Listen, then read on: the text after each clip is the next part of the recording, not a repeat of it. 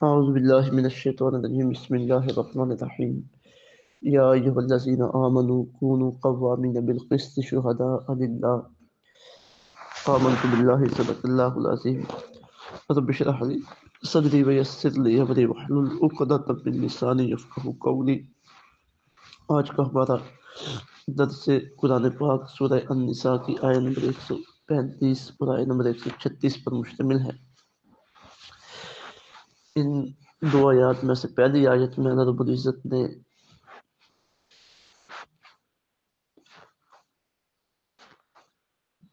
انصاف پر قائم رہتے ہوئے سچی گواہی دینے کی تاکید فرمائی ہے، اور اس کے راستے میں جو رکاوٹیں آ سکتی تھی ان سے آگاہ کیا، اور ان سے دور رہتے ہوئے حق اور سچ بولنے کی تاکید فرمائی ہے۔ اور دوسری آیت میں اہل ایمان کو ایمان پر ثابت قدم رہنے کی تاکید فرماتے ہوئے ایمان کی جو بنیادی چیزیں انہیں دہرایا ہے۔ فرمایا یا ایھا الذین آمنو، اے ایمان والو، کونو ہو جاؤ، قوامین مضبوطی سے قائم رہنے والے، بالقسط انصاف پر، شہداء گواہی دینے والے، للہ محض اللہ کے لیے، ولو علی انفسکم اگرچہ گواہی دینا پڑے تمہیں اپنے نفسوں پر، او الوالدین یا اپنے والدین، والاقربین اور قریبی رشتہ داروں کے خلاف، ان یکن غنیًا چاہے وہ دولت مند ہو، یعنی جس کے خلاف گواہی دی جا رہی ہے وہ دولت مند ہو، او فقیرن یا فقیر ہو، فاللہ پس اللہ تعالیٰ اولا زیادہ خیر خواہ ہے بہما دونوں کا، فلا تتبعوا تو نہ پیروی کرو، الہوا خواہش نفس کی، ان تعدلوا انصاف کرنے میں، وَإِن تَلْوُوا اگر تم ہیر پھیر کرو، او تُعْرِضُوا یا منہ موڑو، فَإِنَّ اللَّهَ تو بے شک اللہ تعالیٰ کان بما تعملون خبیرا جو تم کر رہے ہو اس سے اچھی طرح باخبر ہے۔ یا ایھا الذین آمنو، اے ایمان والو، آمنوا باللہ ایمان لاؤ اللہ پر، ورسولہ اور اس کے رسول پر،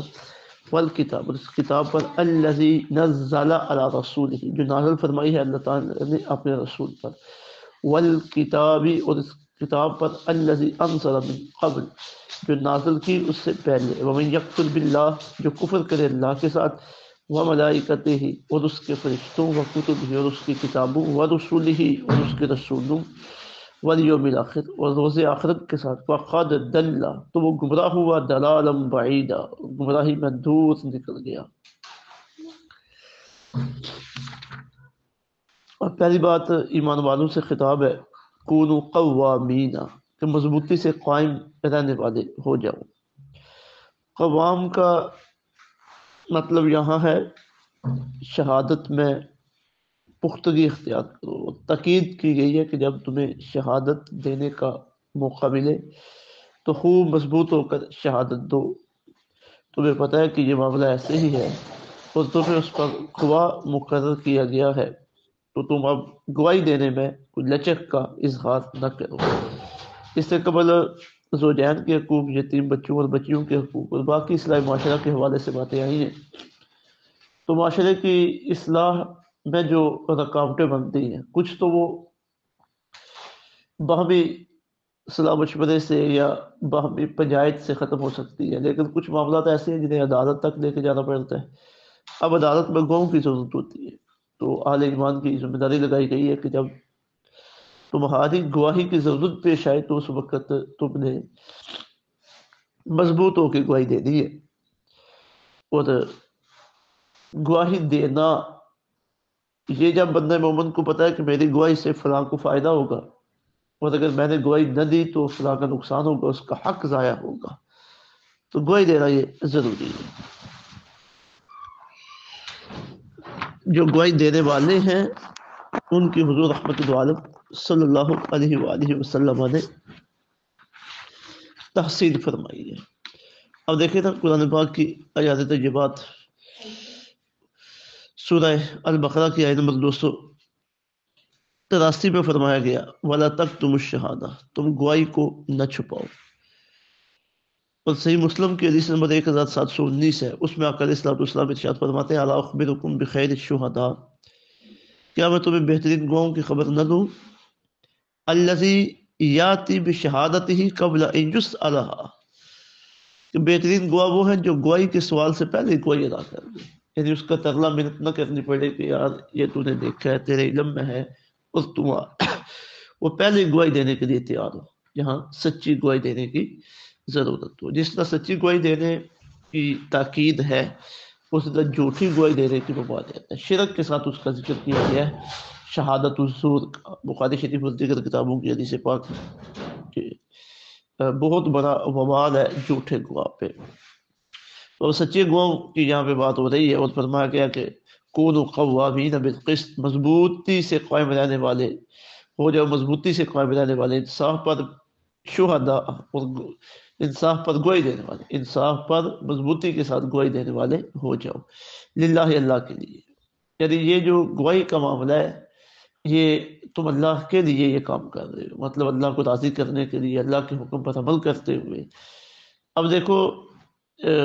تمہاری گواہی کی وجہ سے اگر کسی کا بھلا ہو رہا ہے تو اجر تمہیں اللہ نے دینا ہے، وہ زیادہ سے زیادہ تمہارا شکریہ ادا کر دے گا۔ کبھی ایسا بھی ہوتا ہے کہ گواہی تو تم نے دے دی ہے، اس کا بھلا بھی ہو گیا، اور وہ ممکن ہے تمہارا اچھے طریقے سے شکریہ بھی نہ ادا کر سکے، تو تم نے اس کی طرف نہیں دیکھنا کہ اس نے میرے ساتھ کیا رویہ اختیار کیا ہے۔ تم نے گواہی دی ہے اللہ کے لیے، تو تمہاری توجہ اللہ کی طرف ہونی چاہیے، اور آپ اجر کی طلب بھی تمہاری اللہ سے ہی ہونی چاہیے۔ اور دوسرا یہ نہیں دیکھنا کہ میں جس کے حق میں گواہی دے رہا ہوں وہ کون ہے۔ مطلب بعض اوقات ایسا ہوتا ہے کہ گواہی بنتی ہے لیکن بندہ نہیں دیتا کہ جو آگے تو کمزور لوگ ہیں، میں نہ گواہی دوں گا تو میرا کیا بگاڑنا ہے، میں نہیں، ان کی طرف نہیں دیکھا۔ یعنی جو طاقتور ہے اس کے حق میں تو سچی گواہی بندہ دے دے، اور کمزور کے حق میں نہ دے، فرمایا نہیں، ایسا نہیں ہونا چاہیے۔ تم نے یہ گواہی اللہ کے لیے دینی ہے، اللہ نے اس کا اجر دینا ہے تمہیں، تو گواہی دو۔ پھر آگے فرمایا وَلَوْ عَلَىٰ أَنفُسِكُمْ، اگر گواہی دینا پڑے تمہیں اپنے نفسوں کے خلاف، اللہ اکبر، اتنا انصاف اس میں ہونا چاہیے، اتنی سچائی ہونی چاہیے کہ گواہی تمہارے خلاف جا رہی ہو تو تب بھی تم نے جھجکنا نہیں ہے۔ ابل والدین، یا اپنے والدین کے خلاف، والاقربین، یا قریبی رشتہ داروں کے خلاف، یہ اسلام کا عدل و انصاف ہے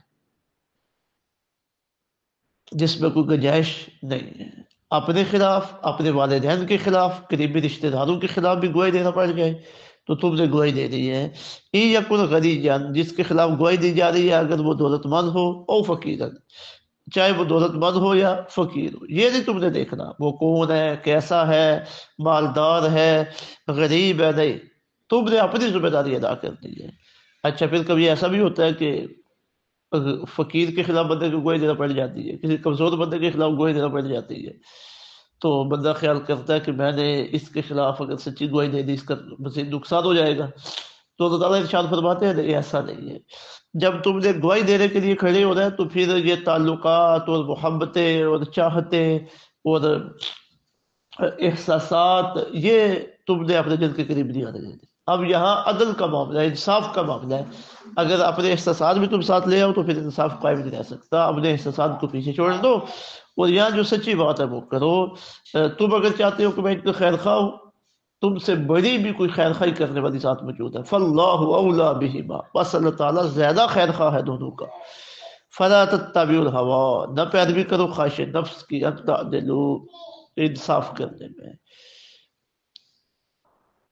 وَإِن تَلْوُوا، اور اگر تم ہیر پھیر کرو، یعنی عدل و انصاف کا معاملہ تو خواہش نفس کی پیروی نہیں، اس وقت میرٹ کو دیکھتے ہیں۔ وَإِن تَلْوُوا، اگر تم ہیر پھیر کرو، أَوْ تُعْرِضُوا، یا منہ موڑو، فَإِنَّ اللَّهَ كَانَ بِمَا تَعْمَلُونَ خَبِيرًا، تو بے شک اللہ تعالیٰ جو کچھ تم کرتے ہو اس سے اچھی طرح باخبر ہے۔ یعنی کبھی بھی محسوس نہ کرو کہ اب میں نے جان چھڑا دی ہے، ہیر پھیر کر لی ہے تو اب میری بچت ہوگی، نہیں، لوگوں سے تو تم بچ جاؤ گے لیکن اللہ رب العزت تو ہر معاملے کو جاننے والا اور اس سے اچھی طرح باخبر ہے، تو تمہاری توجہ اللہ کی طرف ہو۔ اب یہ جو گواہی دینا، عدل و انصاف قائم کرنا، ان کا ایمان کے ساتھ بڑا تعلق ہے۔ ایمان ہے جو اس طرح کی سچی باتیں اور اس طرح کے سخت معاملات کرنے میں بندے کو مارتا ہے کہ تیرے ایمان کا تقاضا یہ کام کرتا ہے۔ تو ایمان والوں کو آگے تاکید کی جا رہی ہے، یا ایھا الذین آمنوا، ایمان والو، آمنوا باللہ، ایمان لاؤ اللہ پر، ورسول ہی، اس کے رسول پر۔ اب ایمان والوں کو کہا جا رہا ہے کہ ایمان لاؤ۔ اس میں ایک بات تو یہ ہے کہ یہاں جو دوسرا لفظ آیا آمنوا باللہ، اس سے مراد یہ ہے کہ ایمان پر ثابت قدم رہو، ایمان لے آئے ہو، اب ایمان کے تقاضوں پہ عمل کرو، ایمان پر ثابت قدمی اختیار کرو۔ ایک اس کا شان نزول حضرت عبداللہ بن عباس رضی اللہ تعالیٰ عنہ وہاں سے یہ بھی بیان کیا گیا ہے، جو تفسیر خازن، تفسیر مزری وغیرہ میں موجود ہے، کہ جو دیو کے جو لوگ جنہوں نے اسلام قبول کیا، حضرت عبداللہ بن سلام، اسید، سالبہ بن قیس، سلمہ یمین رضی اللہ عنہ وغیرہ، وہ آقا علیہ الصلوۃ والسلام کی بارگاہ میں حاضر ہوئے، عرض کرنے لگے کہ ہم آپ پر قرآن پاک ایمان رکھتے ہیں، حضرت موسیٰ علیہ السلام، حضرت عزیر علیہ السلام پر ایمان رکھتے ہیں، قرآن کو بھی مانتے ہیں، باقی کسی کو نہیں مانتے۔ تو اس وقت یہ آیت نازل ہوئی، اور پھر اس آیت میں آگے حکم دیا گیا ہے کہ یہ ایمان نہیں ہے۔ ایمان تو تب ہوتا ہے جب ان چیزوں کے، ان ہستیوں کے ساتھ ساتھ پھر آگے باقی انبیاء کرام اور تمام کتابوں کو جو انبیاء کرام علیہ السلام پر اتری ہے انہیں مانا جائے۔ کسی ایک نبی کا بھی انکار یہ کفر ہے۔ تو یہ باتیں تقریباً اس میں دوبارہ ذکر کر دی گئی ہے